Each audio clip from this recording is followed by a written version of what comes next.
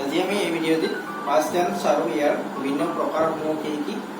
আৰু ইয়াৰ গঠন প্ৰক্ৰিয়া কি কি হ'ব পাৰে আমি এই বিষয়ে আলোচনা কৰিম। যাওক এই ভিডিওটি আৰম্ভ কৰোঁ। ইয়াৰ আগৰ ভিডিওটিত আমি প্ৰেজেন্ট টেন্স আৰু ইয়াৰ ভাগসমূহৰ বিষয়ে আলোচনা কৰিছিলোঁ। আজি আমি past tense আৰু ইয়াৰ ভাগসমূহৰ বিষয়ে আলোচনা কৰিম। প্ৰেজেন্ট টেন্সৰ যেনেকৈ চাৰিটা ভাগ আমি পাইছো, একেদৰে past tenseৰ ক্ষেত্ৰতো চাৰিটা ভাগ আছে। past indefinite,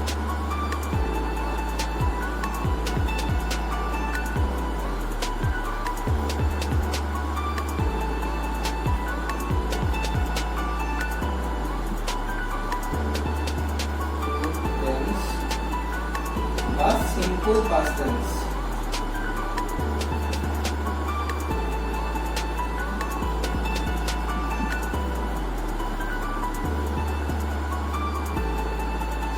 দ্বিতীয়তে আছে past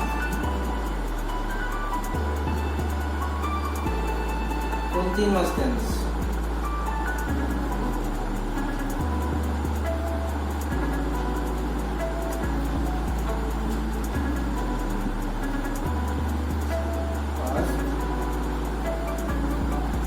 perfect tense,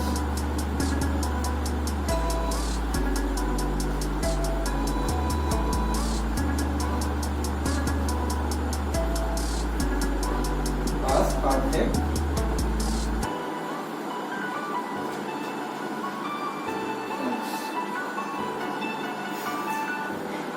past tenseৰ প্ৰধান চাৰিটা ভাগ হৈছে past indefinite tense বা simple past tense, past continuous tense, past perfect tense আৰু past perfect continuous tense. past perfect continuous tense.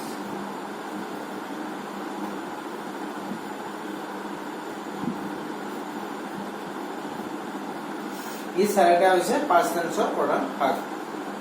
এতিয়া past tense বুলি ক'লে সাধাৰণতে আমি কি বুজিব যে যিটো কাম অতীতত হৈ গৈছে বা কিছুমান কাম এনেকুৱা হ'ব পাৰে যে অতীতত আৰম্ভ হৈ বৰ্তমানলৈ চলি আছে বা অতীতত আৰম্ভ হৈ অতীতত শেষ হৈছে। অৰ্থাৎ আমি কৈ থকা সময়ৰ আগতে কামটো শেষ হৈছে, কিমান দিন আগতে শেষ হৈছে বা কিমান সময় আগতে শেষ হৈছে সেইটোলৈ কথা নাই। আমি কৈ থকা সময়ৰ আগত যিটো শেষ হৈছে সেইটোক আমি past tense বুলি কওঁ। এতিয়া ইয়াৰ চাৰিটা ভাগ হৈছে past indefinite tense বা simple past tense। অৰ্থাৎ simple past tense বুলি ক'লে কি হয় যে আমি অতীতত যিটো কাম আৰম্ভ হৈ যিটো কাম অতীততে শেষ হৈ গৈছে সেইটো আমি simple past tense বুলি কওঁ। কিছুমান ক্ষেত্ৰত কি হয় যে অতীতত এটা নিৰ্দিষ্ট সময়ত আৰম্ভ হৈ বৰ্তমানলৈ চলি আছে, সেইটো ক্ষেত্ৰতো past tense হ'ব, যে সেইটো past continuous tense হ'ব। past perfect tense মানে যিটো অতীতত আৰম্ভ হৈ অতীতত শেষ হৈ গৈছে সেইটো past perfect tense। আৰু past perfect continuous tense যিটো অতীতত আৰম্ভ হৈ বৰ্তমানলৈ চলি আছে বা ভৱিষ্যতলৈ চলি থাকিব পাৰে, সেইটো ক্ষেত্ৰত past perfect continuous tense হ'ব। এইকেইটা হৈছে ইয়াৰ প্ৰধান ভাগ।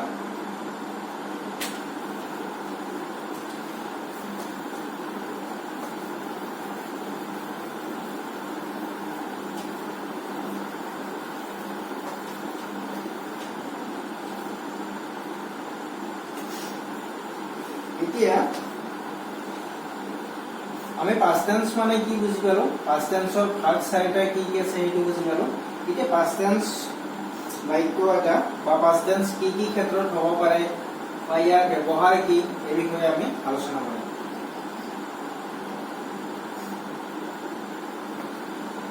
প্ৰথম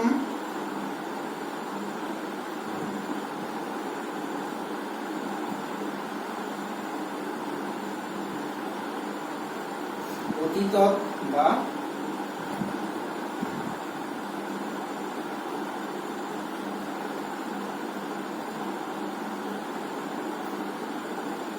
কৈ থকা সময়ৰ আগতে কোনো এটা কাম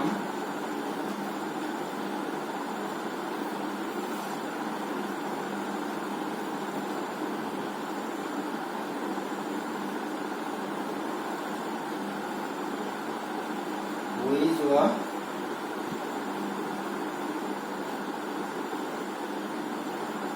বুজাবলৈ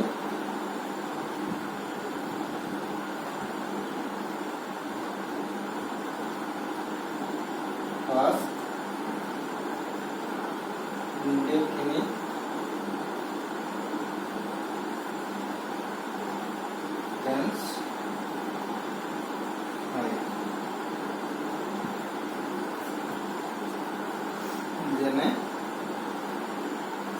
তেওঁ আমি এটা বাক্য লওঁ যে তেওঁ যোৱাকালি গুৱাহাটীলৈ গৈছিল অৰ্থাৎ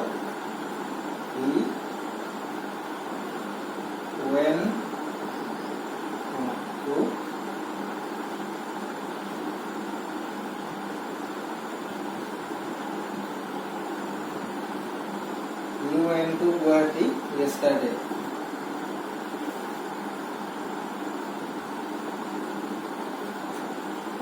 অৰ্থাৎ অতীতত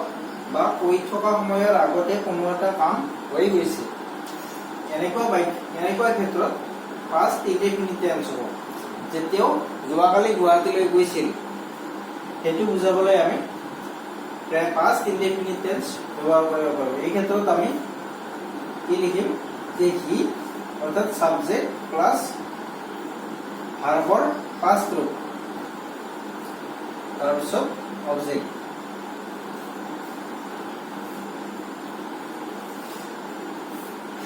তাৰপিছত দ্বিতীয়তে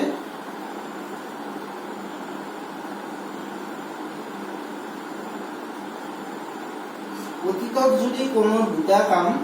হয় দুটা কাম একেলগে হ'ব পাৰে বা অলপ অগা পিছা হৈ হ'ব পাৰে যেতিয়া দুটা কাম আমি একেলগে বুজাম বা দুটা কামৰ কথা উল্লেখ কৰিম এই ক্ষেত্ৰত অতীতত হৈ যোৱা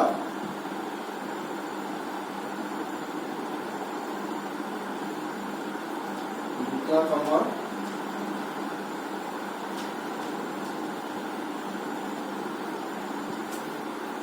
যিটো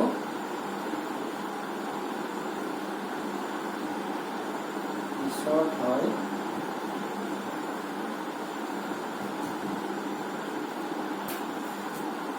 তাক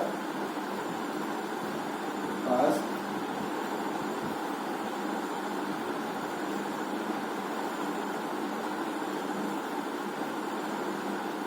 হয় যেনে মই যোৱাৰ আগতে তেওঁ আহিছিল আমি এটা বাক্য লৈছো যে মই যোৱাৰ আগতে তেওঁ আহিছিল অৰ্থাৎ he had come before I went যে আমি past tense মানে আমি অতীতত হৈ যোৱা যিকোনো কাম বুজাবলৈ আমি তাত past tense ব্যৱহাৰ কৰোঁ অৰ্থাৎ past tense এতিয়া চাৰিটা ভাগ আছে যে আমি অতীতত হৈ যোৱা কাম বুলি কোৱাৰ লগে লগে তাত বিভিন্ন মানে ক্ৰাইটেৰিয়া আহিব যে অতীতত যদি দুটা কাম হৈ যায় সেই দুটা কামৰ যেতিয়া আমি উল্লেখ কৰিম তেতিয়া আমি যিটো সেই কাম দুটাৰ ভিতৰত যিটো আগতে হ'ব অতীতত হৈ যোৱা দুটা কামৰ যিটো পিছত হয়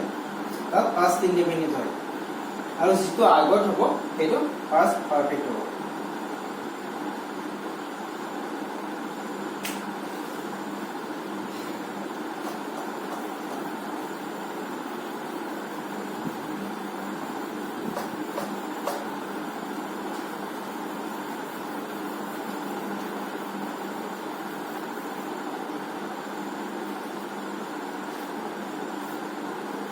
ইয়াৰ পিছত আমি কিছুমান শব্দ আমি past tense থকা বাক্যবিলাকত আমি কিছুমান পাৰ্টিকুলাৰ আমি শব্দ ব্যৱহাৰ কৰিব পাৰোঁ যেনে আমি yesterday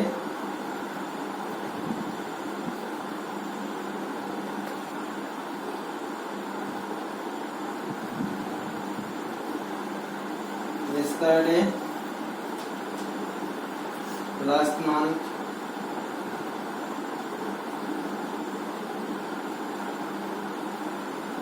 last night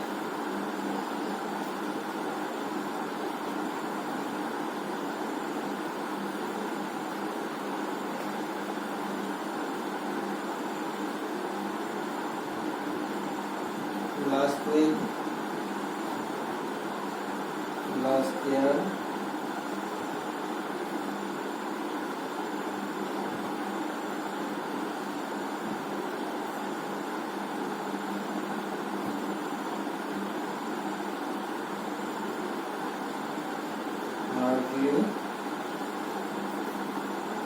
ago এনেকৈ কিছুমান শব্দ আছে যে আমি yesterday, last month, last night, last week, last year, hardly, ago এই শব্দবিলাক সাধাৰণতে past indefinite tense থকা বাক্যবিলাকত ব্যৱহাৰ কৰা হয়।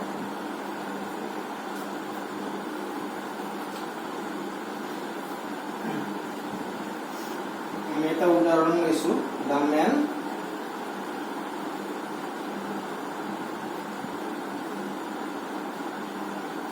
died 5 years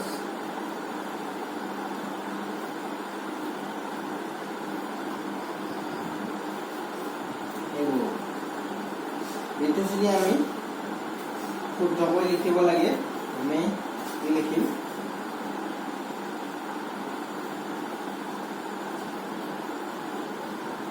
the man died 5 years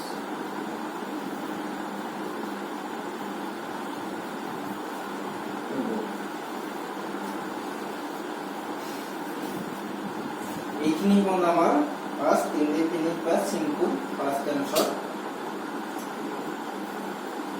সমূহ আভাস।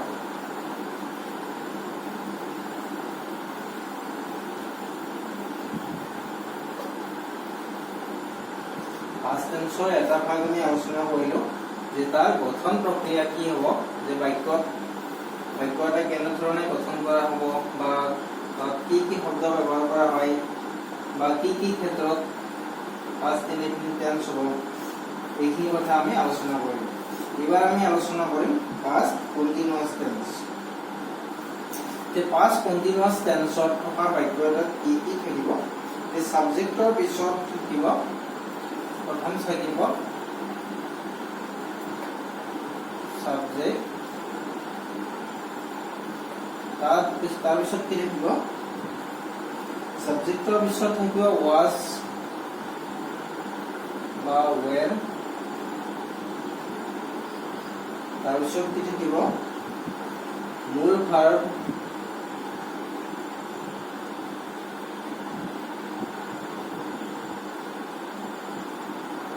মূল ভাৰ্বৰ লগত প্লাস ing যোগ হ'ব, তাৰ পিছত কি থাকিব অবজেক্ট থাকিব,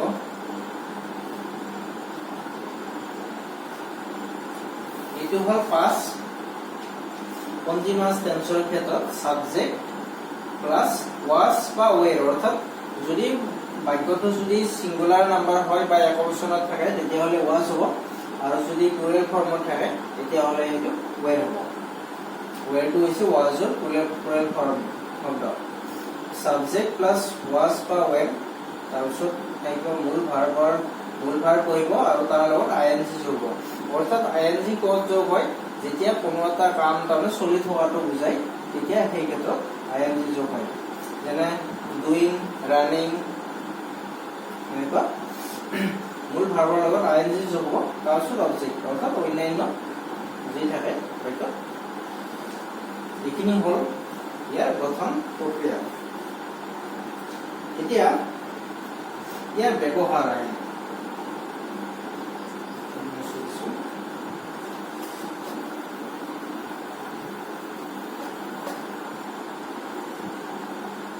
ইয়াৰ ব্যৱহাৰ কি কি ক্ষেত্ৰত হয় অতীতত কোনো এটা কাম চলি থকা বুজালে, অতীতত কোনো এটা কাম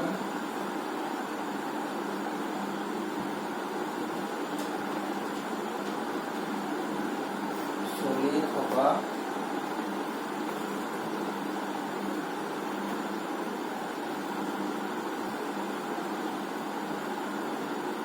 বুজালে past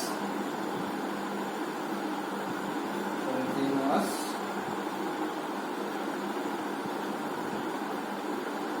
হয়। ইয়াত কি কোৱা হৈছে যে অতীতত কোনো এটা কাম চলি থকা বুজালে তাত past continuous tense হয়। এতিয়া অতীতত কাম এটা চলি থকাটো বুজাব লাগিব, অৰ্থাৎ ইয়াত কেতিয়া আৰম্ভ হৈছে বা কেতিয়া শেষ হৈছে সেইটো ইয়াত উল্লেখ থাকিব নোৱাৰে জাস্ট অতীতত কোনো এটা কাম চলি থকা বুজাইছে এই ক্ষেত্ৰত পাষ্ট কন্টিনিউয়াছ হ'ব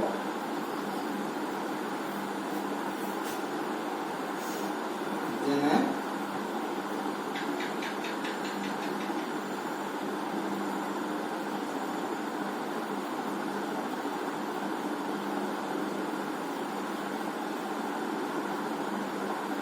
যোৱাকালি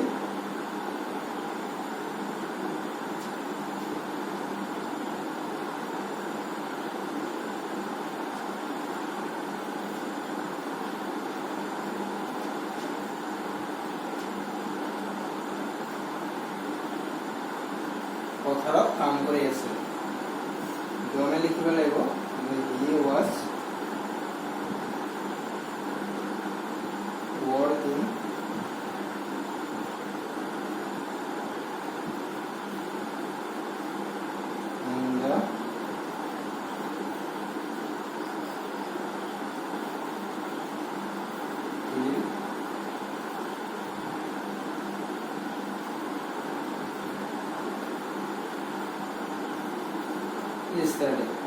তেওঁ যোৱাকালি পথাৰত কাম কৰি আছিল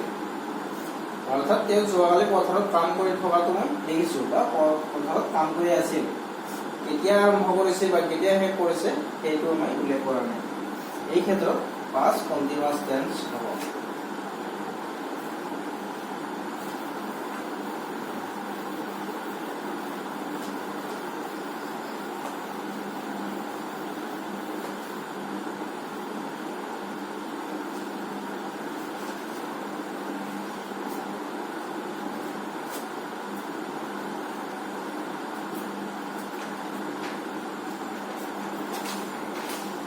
ইয়াৰ পিছত আহিল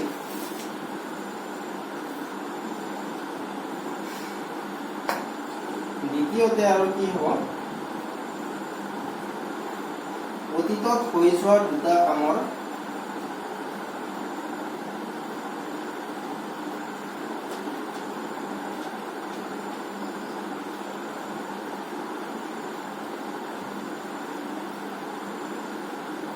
অতীতত হৈ যোৱা যিকোনো দুটা কামৰ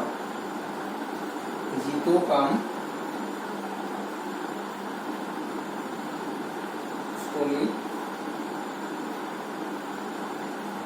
থাকে তাক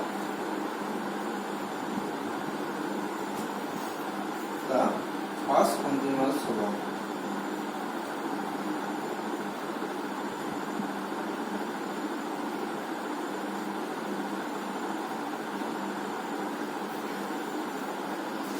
যিটো কাম যদি দুটা কাম বা দুটাতকৈ বেছি হ'ব পাৰে দুটা বা ততোধিক কাম যদি অতীতত হয় বা চলি থাকে সেই ক্ষেত্ৰত অতীতত আৰম্ভ হোৱা দুটা কামৰ ভিতৰত যিটো কাম বৰ্তমান সময়লৈকে চলি আছে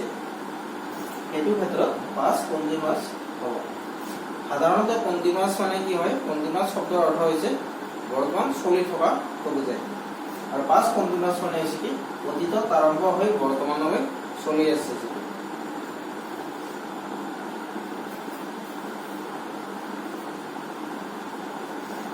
তাৰপিছত ইয়াত সাধাৰণতে কি হয় as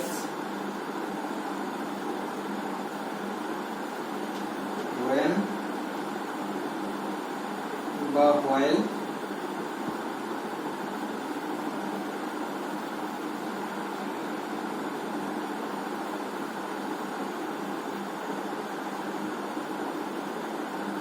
আদি শব্দ ব্যৱহাৰ কৰা হয়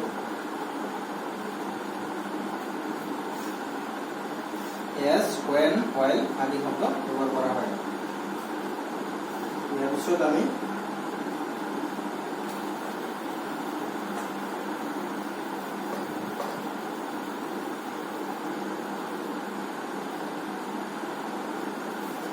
এবাৰ আমি পাষ্ট পাৰফেক্ট টেন্সৰ বিষয়ে আলোচনা কৰিম পাষ্ট পাৰফেক্ট টেন্সৰ ক্ষেত্ৰত কি হয় পাষ্ট পাৰফেক্ট মানে হৈছে যে প্ৰথম ইয়াত আহিব সাবজেক্ট ইয়াৰ পিছত কি আহিব সাবজেক্টৰ পিছত হেড আহিব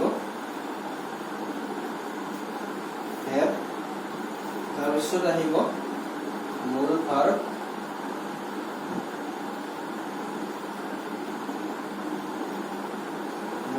আহিব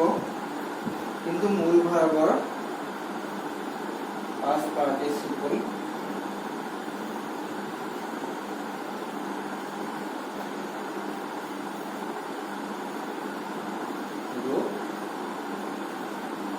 তাৰপিছত অন্যান্য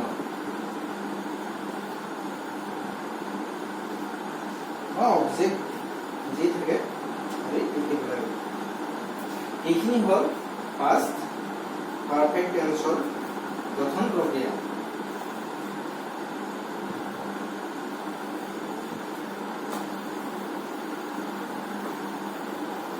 ये past perfect tense কেতিয়া হ'ব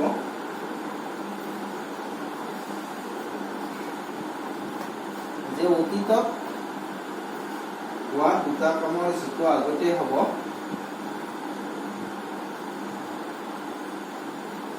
অতীতত হোৱা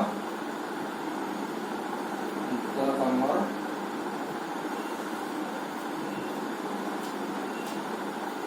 যিটো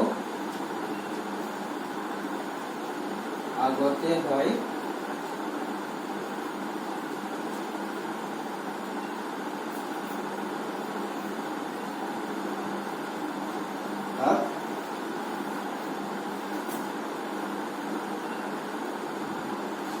past perfect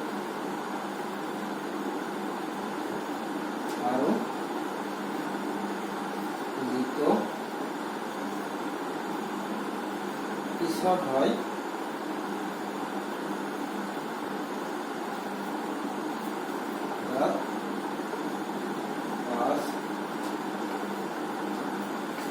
past indefinite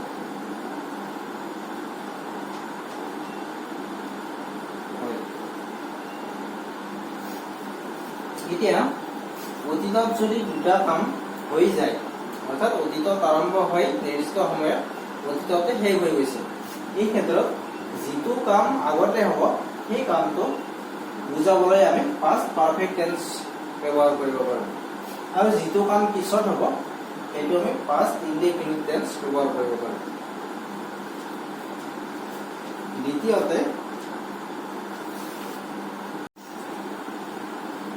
যদি আমি past perfect আৰু past indefinite দুইটা থাকে এই ক্ষেত্ৰত আমি আগত বা পিছত হোৱা বুজাবলৈ আমি সাধাৰণতে after before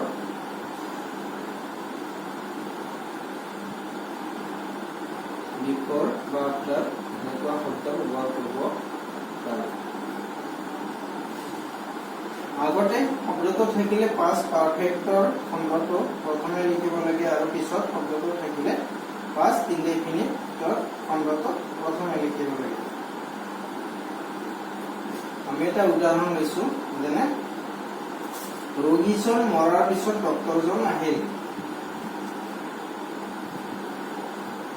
the doctor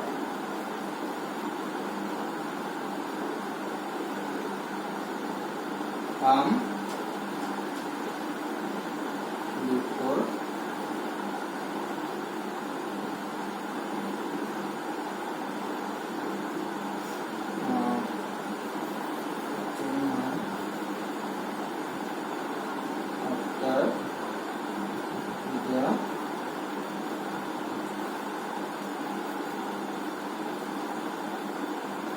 patient had died.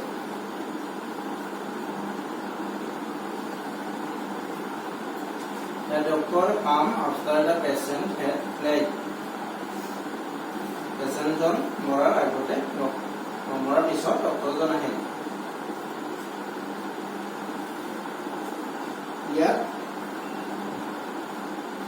গঠন প্ৰক্ৰিয়াটো আমি লিখিছো আগতে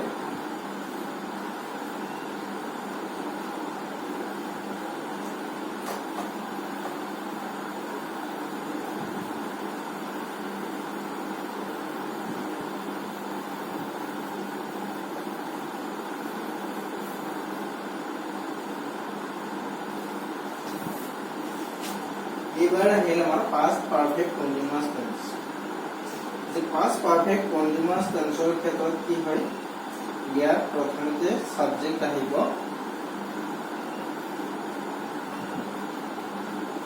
ইয়াৰ পিছত কি আহিব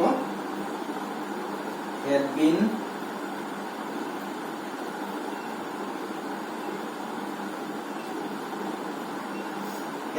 বা have been তাৰ পিছত আহিব মূল ভাৰ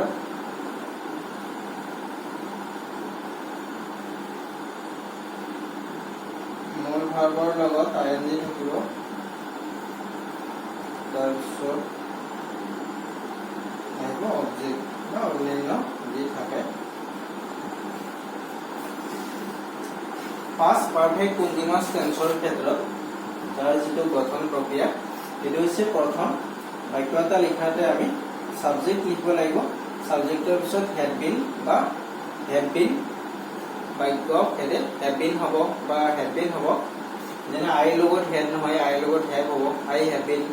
he had been she had been they had been গতিকে I লগত সাধাৰণতে যেটো have হয় I থাকিলে সাবজেক্ট যদি I থাকে তেতিয়াহলে have been হ'ব বাকি otherwise subject plus have been তাৰপিছত মূল ভাৰ আৰু লগতে তাৰ ing যোগ হ'ব তাৰপিছত অন্যান্য থাকিব এটো হৈছে past perfect continuous tenseৰ প্ৰথম প্ৰক্ৰিয়া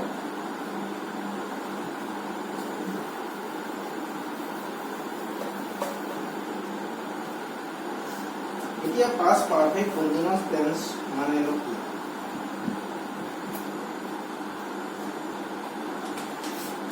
past perfect continuous tense অৰ্থাৎ অতীতত কোনো এটা কাম দীঘলীয়াভাৱে চলি থাকিলে বাক্যটো past perfect continuous tense লিখিব লাগে এটো হ'ল ইয়াৰ ব্যৱহাৰ যে অতীতত কোনো এটা কাম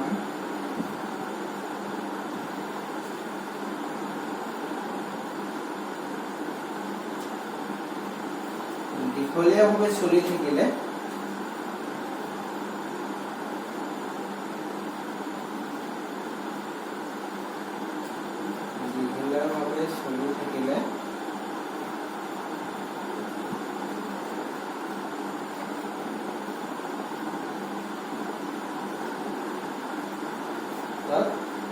past perfect continuous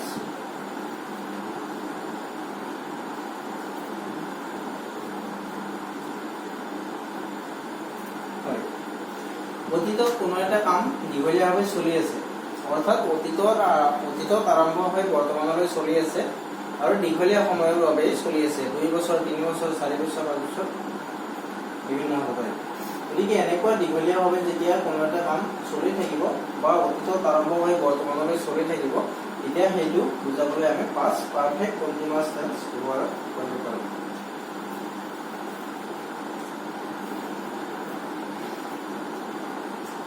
এই ক্ষেত্ৰত কামটো কিমান দিনলৈ বা কিমান সময়লৈ চলি থাকে তাত নিৰ্দিষ্টকৈ উল্লেখ কৰা থাকিব এনে বাক্যত সময় বুজোৱা শব্দটোৰ আগত since বা for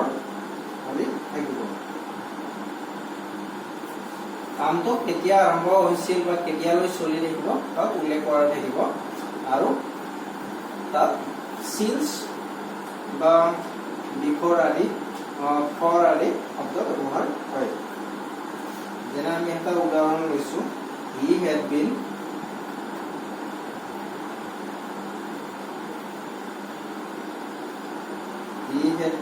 reading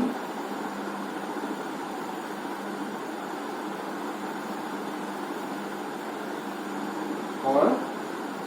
8 o'clock last night.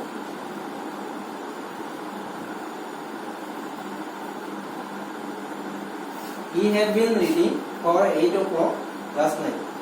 যেতিয়া যোৱাকালি 8 বজালৈকে পঢ়িছিল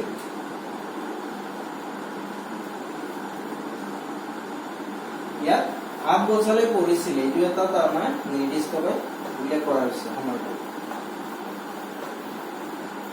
এতিয়া কেতিয়াৰ পৰা পঢ়িছিল এইটো উল্লেখ নকৰিলেও হ'ব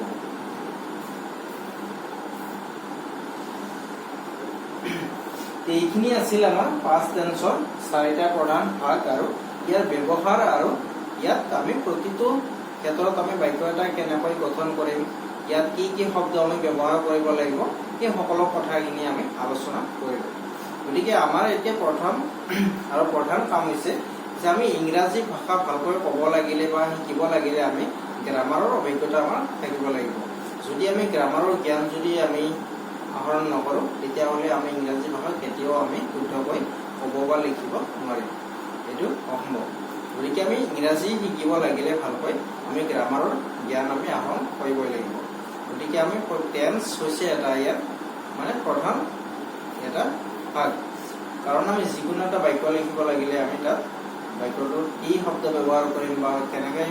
গঠন কৰিম বাক্যটো এই গোটেই প্ৰক্ৰিয়াটো আমি টেন্সৰ ওপৰত ভিত্তি কৰিহে আমি গঠন কৰোঁ গতিকে আমি এই টেন্স বা ইয়াৰ যিবিলাক ভাগ আছে এই আটাইখিনি আমাৰ ইংৰাজী ভাষাৰ এটা অতি গুৰুত্বপূৰ্ণ অংশ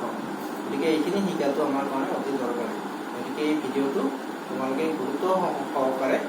চাবা আৰু কিবা অসুবিধা থাকিলে মানে মোক